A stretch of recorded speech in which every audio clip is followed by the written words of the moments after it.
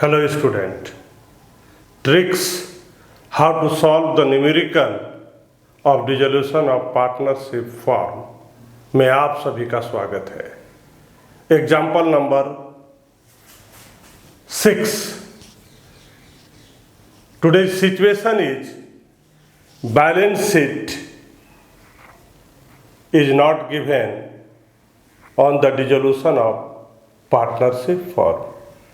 My dear student, आज हम आपको पढ़ाएंगे एक ऐसा सिचुएशन जब फॉर्म डिजॉल्व हो गया है but there is no balance sheet. Here is an example. A and B who were sharing profit and losses in the ratio of 60% and 40%. Respectively, decided to dissolve the firm on 31st March 2015. One which date some of the balances were as follow: Age capital 2,40,000, B's capital debit balance 25,000, profit and loss debit balance 30,000, trade creditors 40,000, loan from Mrs. A 20,000, cash at bank 15,000. The assets other than cash at bank realized rupees 1,90,000 and all creditors, not creditor, all creditors were paid off less 5% discount. Realization expenses amount to rupees 4,000. Prepare realization account, partners capital account and bank account assuming that both the partners are solvent. First of all, we will prepare a balance sheet. There is a balance sheet and the date is, on the balance sheet preparation date is 31st March 2015. Age capital. Age capital, here is age capital. Liability side, B's capital, but here mention what? Debit balance. So it will write on the asset side. B's capital here. There is mention debit balance, that's why we will write on the asset side of balance sheet. Next is profit and loss, also debit balance. Debit balance on the asset side, profit and loss account on the which side? Asset side. Debit balance को कहाँ लिखेंगे? Asset side में. Trade creditors 40,000, liability. Trade creditors. Next is loan from Mrs. A. Loan from Mrs. A. Loan हमने किससे लिया? A की पत्नी से लिया. Outsider liability, loan from A. And cash at bank 15,000. Cash at bank 15,000. Cash at bank 15,000. Adding both side, after adding we get how much? 3 lakhs. And this one getting how much?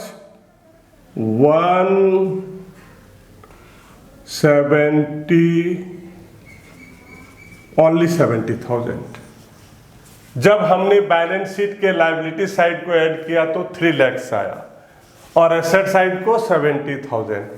So there is deficiency on the asset side. कम किधर हो रहा है? Asset side में कम हो रहा है. तो जितना भी अमाउंट कम होगा then we have to write what? The balancing figure is sundry assets account. Balancing figure is what? Sundry assets account. So this is the balance sheet. आज का क्वेश्चन क्या है माय डियर स्टूडेंट? क्वेश्चन में balance sheet दिया हुआ नहीं है, तो पहले हम लोग क्या बनाएंगे? बैलेंस शीट बनाएंगे. अब हम लोग किस सिचुएशन में आ गए? Tricks how to solve example number 1, 2, 3, 4, 5। ये सब में क्या था, बैलेंस शीट पहले से ही दिया हुआ था, और आज क्या है, बैलेंस शीट दिया हुआ नहीं है, तो हम लोग क्या किए, बैलेंस शीट बना लिए। अब हम लोग सॉल्व करेंगे कैसे, जैसे हमने आपको बताया एग्जाम्पल नंबर 1, 2, 3, 4, 5। यहाँ बैलेंस शीट है, तो क्या करेंगे, पहले एसेट अकाउंट को क्लोज करेंगे। यहाँ देखिए एसेट है, सन्ड्री एसेट्स यहाँ पर लिख दिए, रियलाइजेशन के डेबिट साइड में सन्ड्री एसेट को लिख दिए, एसेट अकाउंट क्लोज हो गया। अब हम लोग क्या करेंगे, लायबिलिटी के अकाउंट को क्लोज करेंगे। यहाँ पर दो है हमारे पास, एक ट्रेड क्रेडिटर्स है और दूसरा क्या है, Mrs A's loan. Credit side में लिख देंगे बाय ट्रेड क्रेडिटर्स और लोन फ्रॉम मिसेस ए, ये दो। लायबिलिटी अकाउंट को क्लोज करने के लिए रियलाइजेशन के कहाँ लिखते हैं, क्रेडिट साइड में। अब क्या हो गया, हम लोग का दोनों अकाउंट क्लोज हो गया, एसेट भी और लायबिलिटीज। अब हम लोग क्या करेंगे, सेल ऑफ एसेट करेंगे। तो यहां देखिए क्वेश्चन में लिखा हुआ है, एसेट को हम सेल करेंगे कैश को छोड़ करके, कितना में, 190। क्रेडिट साइड में लिखते हैं by bank account, by bank account, कितना में सेल किए, 190 में, एसेट रियलाइज। अब है लायबिलिटी का पेमेंट करना है, हमारे पास दो लायबिलिटी है, तो यहां पर लिख दिया है all creditors were paid up 5%। यहां देखिए हमने 5% निकाल करके दिखाया है। जब ऑल क्रेडिटर लिखा रहेगा तो जितने भी आउटसाइड लायबिलिटी हैं, यहां पर ध्यान देना है माय डियर स्टूडेंट, यहां पर क्वेश्चन में साफ मेंशन किया है ऑल।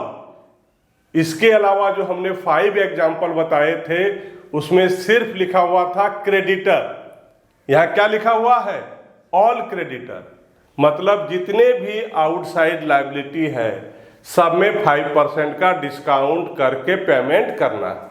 तो यहां देखिए पेमेंट करने के लिए हम लोग क्या करते हैं, to bank account, to bank account. Creditor amount क्या था, 40,000, इसका 5% निकाल के माइनस कर दिए तो क्या आ गया, 38। ठीक उसी तरह से मिसेस ए का लोन क्या है, 20,000, 5% 1,000 माइनस कर दिए तो क्या हो गया, 19,000। Expenses on realisation 4,000, expenses on realisation 4,000 add करके कितना आ गया, 61। अब हम क्या करेंगे, बोथ साइड को टोटलिंग करेंगे और एक दूसरे को माइनस करेंगे, तो क्रेडिट साइड में 41,000 आपका कम हो रहा था।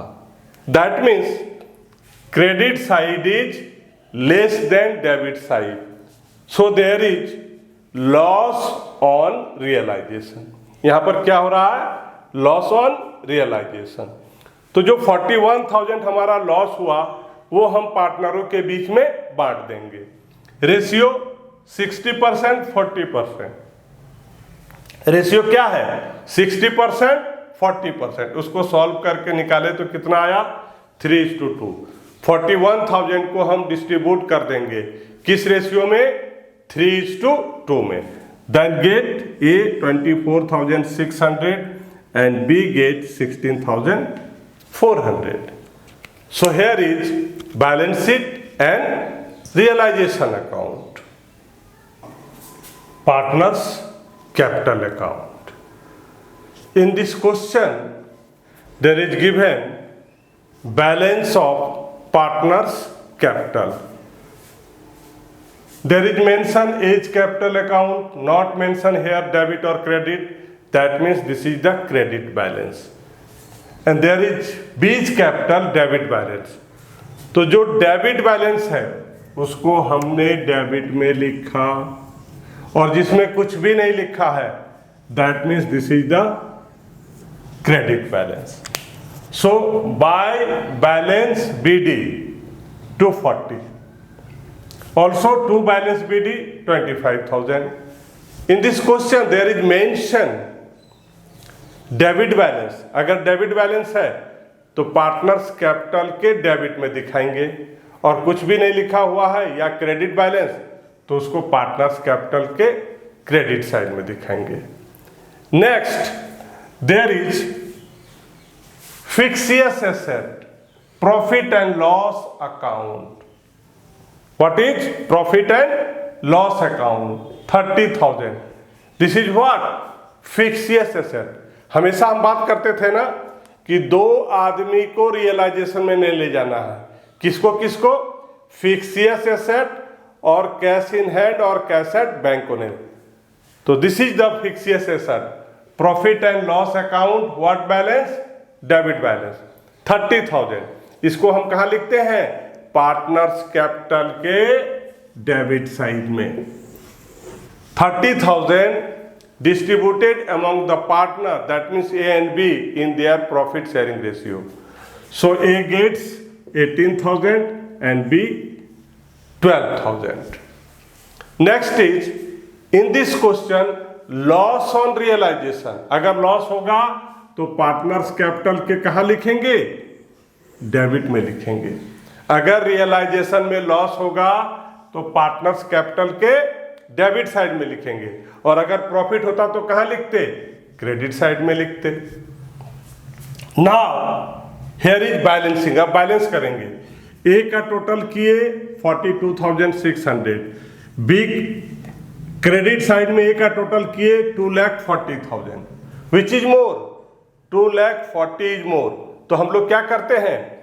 यहां भी 240 लिख देंगे और यहां भी 240 लिख देंगे। अब हम क्या करेंगे? आपस में माइनस करेंगे। किसको किसको? 240 को और 42,600 दोनों को क्या करेंगे? आपस में माइनस करेंगे। तो माइनस करने से कितना आया? 197,400।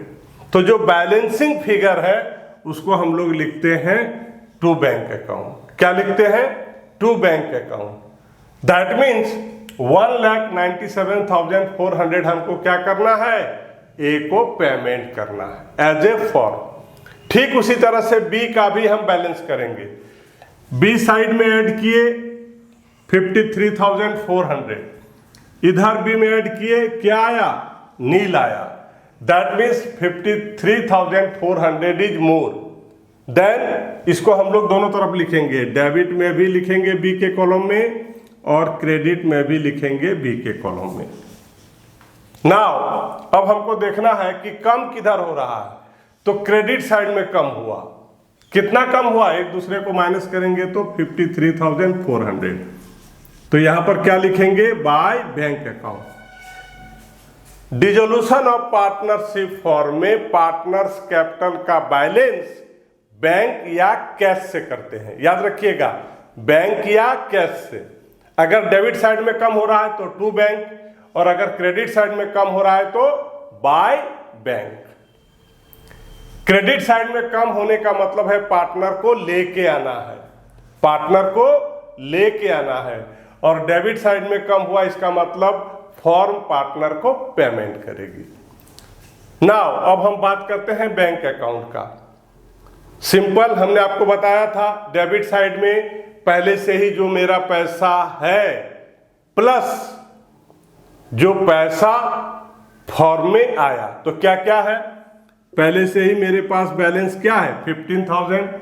यहां देखिए बैंक बैलेंस 15,000 दिया हुआ है। और जब हम एसेट को बेचे तो कितना आया? 1,90,000। और हमारा जो पार्टनर बी है वो घर से कितना लेकर के आया? 53,400। डेबिट साइड में क्या लिखते हैं? हमारे पास जो बैलेंस है प्लस फॉर्म में पैसा चाहे किसी भी वे से आया हो उसको, और क्रेडिट साइड में फॉर्म के द्वारा जो पेमेंट होता है। तो क्या क्या पेमेंट हुआ? 61,000 पेमेंट हुआ। मिसेस एज लोन, क्रेडिटर और एक्सपेंसेस ऑन रियलाइजेशन। और 1,97,400 हमने किसको पेमेंट किया था? यहां देखिए ए को पेमेंट किया था। तो याद रखना है बैंक और कैश अकाउंट में डेबिट साइड में फॉर्म में अमाउंट आया प्लस बैलेंस, और क्रेडिट साइड में हम उसी को लिखते हैं जिसको हमने कैश पेमेंट किया। अब हम दोनों तरफ टोटलिंग करेंगे, 258,400, 258,400। टोटलिंग करने पर दोनों का अमाउंट इक्वल आना चाहिए। अगर इक्वल है दैट मीन्स आप राइट वे में हो, आपने जो सॉल्व किया है वो राइट है।